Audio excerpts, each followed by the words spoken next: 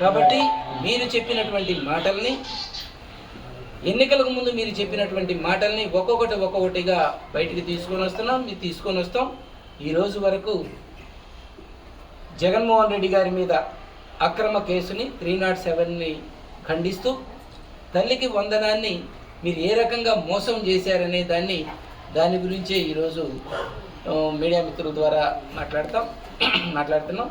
మళ్ళీ ముందు మీ వద్దకి అన్ని విషయాలని తీసుకొని వస్తామని.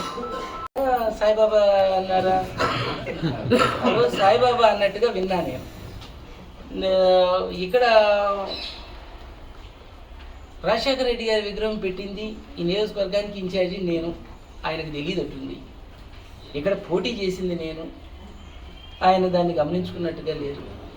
మరి ఇక్కడ ఓట్లు వేయించుకున్నది ఈ నియోజకవర్గంలో నేను ఓట్లు వేయించుకున్నా. నేను ఓటు వేయించుకున్న దానికి బాధ్యుడిగా నేను ఇక్కడే ఉండి వీళ్ళతోనే పనిచేస్తానని చెప్పేసి చెప్తున్నా. జగన్మోహన్ రెడ్డి గారు చెప్పేంతవరకు.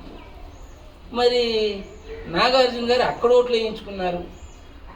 నాగార్జున గారు సంతనూతల పథకాలు జగన్మోహన్ రెడ్డి గారు రాకముందు 14 సంవత్సరాల మీ పాలనలో, తెలుగుదేశం యొక్క పాలనలో ఏ రోజైనా పేద వర్గాలకు కానీ ప్రజలకు కానీ ఒక్క పథకాన్ని ఇచ్చినటువంటి దాఖలాలు ఉన్నాయా?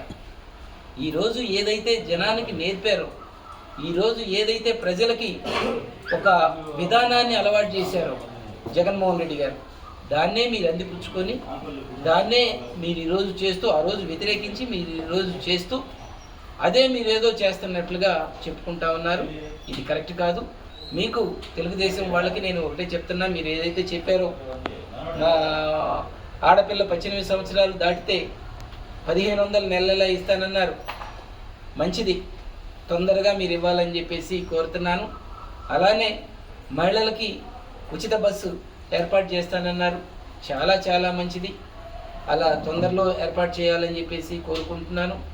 అలానే ఉద్యోగస్తులకి, నిరుద్యోగి అనేటువంటి వాళ్ళు 10వ తరగతి పాస్ అయినటువంటి వాళ్ళు ఖచ్చితంగా ఎంప్లాయ్మెంట్లో, మేము చిన్నప్పుడు 10వ తరగతి అవగానే ఎంప్లాయ్మెంట్లో మేము రిజిస్టర్ చేసేవాళ్ళం. 10వ తరగతి అయ్యి వయసు దాటి 21 సంవత్సరాలు దాటినటువంటి ప్రతి ఒక్కళ్ళు కూడా నిరుద్యోగ కిందకే వస్తారు.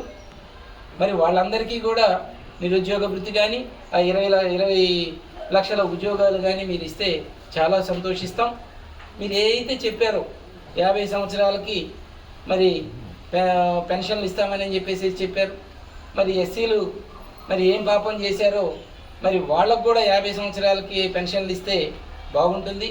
అదే అగ్రవర్ణంలో ఉండేటువంటి పేదలు, వాళ్ళు మాత్రం పేదలే కదా.